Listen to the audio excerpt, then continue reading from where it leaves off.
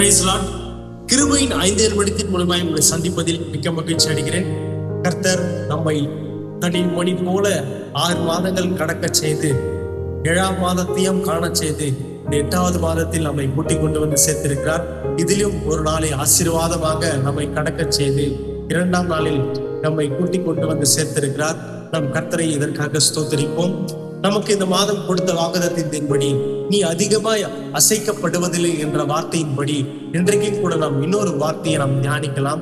எங்கிருந்து பார்த்தோம் என்றால் 2 தீமோத்தேயு 2ஆம் அதிகாரம் 7ஆம் வசனம் இப்படியாய் சொல்லுகிறது, நான் சொல்லுகிறவைகளை சிந்தித்துக்கொள், கர்த்தர் எல்லா காரியங்களிலும் உமக்கு புத்தியை தந்தருளுவார்.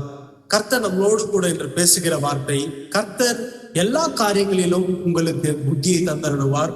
நீங்கள் அசைக்கப்பட்டு போகாதபடிக்கு நீங்கள் எந்த காரியத்தில் ஈடுபட்டாலும், எந்த காரியத்தில் நீங்கள் கையிட்டு செய்தாலும் அந்த காரியத்தில் அசைக்கப்பட்டு போகாதபடிக்கு கர்த்தர் உங்களுக்கு புத்தியை தந்தருளுவார். நாம் வேதத்தில் அநேக நபர்களை பார்க்கிறோம், அநேக தேவ மனுஷர்களை பார்க்கிறோம். கர்த்தர் யார் யாருக்கெல்லாம் புத்தியை தந்தருளுகிறாரோ அவர்கள் அசைக்கப்பட்டு போகாதபடிக்கு, அவருடைய காரியங்கள் தோற்று போகாதபடிக்கு அவைகள் நிலை நின்று கொண்டிருக்கிறது. இன்றைக்கும் கூட உங்களுடைய காரியம் நிலை நிற்க வேண்டும் என்றால், அசைக்கப்படாதபடிக்கு இருக்க வேண்டும் என்றால், நீங்கள் கர்த்தர் சொல்லுகிற புத்தியின்படி நடந்து கொள்ள வேண்டும். நம் வேதத்தில் அநேக நபர்களை பார்க்கிறோம், கர்த்தருடைய போதனையை தள்ளி கர்த்தருக்கு விரோதமான காரியங்களை செய்கிறவர்கள் ஒருபோதும் நிலை நிற்கிறதில்லை. ஆனால் கர்த்தருடைய சிந்தனையையும் போதனையும் கேட்டு அவைகளின்படி நடக்கிறவர்கள் ஒருபோதும் தோற்று போவதில்லை. ராஜாக்கள் நாம் வாசிக்கும் பொழுது அங்கு ஆகாப் ராஜா இருக்கிறார். தீர்க்கதரிசிகளை அழைத்து நான் போருக்கு போகலாமா வேண்டாமா என்று ஆலோசனை கேட்டுக் கொண்டிருந்தார். அப்போது அந்த தீர்க்கதரிசிகள் நீர் போம், உமக்கு எதுவும் நேரிடாது என்று சொன்னார்கள்.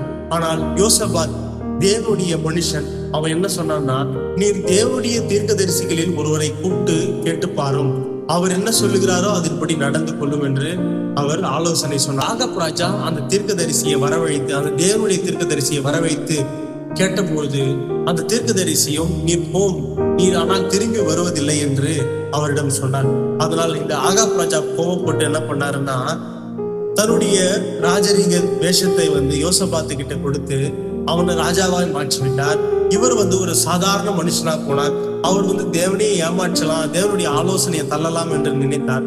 ஆனால் யாரோ ஒருவர் தெரியாமல் விட்ட அம்பு அவர் மேல் பாய்ந்து அவர் உயிரை விட்டார். இன்றைக்கும் கூட நம்முடைய வாழ்க்கையில நாம் என்ன நினைத்துக் கொண்டு இருக்கிறோம்னா, நம்முடைய சொந்த சிந்தனையிலே நாம் எப்படியாவது வெற்றி பெற்றலாம், நம்முடைய சொந்த சிந்தனையிலே நம் சொந்த காரியங்களிலே நாம் எப்படியாவது வெற்றி பெற்றலாம், நாம் ஏமாற்றி வெற்றி பெற்றலாம் அப்படின்னு சொல்லி நினைத்து கொண்டிருக்கிறோம். ஆனா அப்படி இல்லைங்க. கர்த்தருடைய ஆலோசனையை நம்ம கேட்டு அதன்படி நடக்கும் பொழுதுதான் கர்த்தருடைய ஆசீர்வாதம் நமக்கு வரும். அப்பொழுதுதான் நம்மளுக்கு அதிகமாய் நாம் அசைக்கப்படாமல் உறுதியாய் நிற்போம்.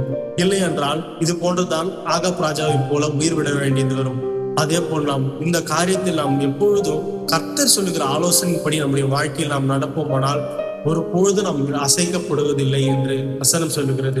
நீங்க தினந்தோறும் பயணம் செய்கிற நபராய் இருப்பீர்களானால் உங்களுக்கு இது ஒரு அரிய வாய்ப்பு. தினந்தோறும் கர்த்தருடைய வார்த்தையை கேட்க, அந்த கர்த்தருடைய வார்த்தை அந்த நாளுக்காக நமக்கு என்ன சொல்லுகிறது என்று அறிந்து கொள்ள இந்த வீடியோவை சப்ஸ்கிரைப் செய்து கொள்ளுங்க.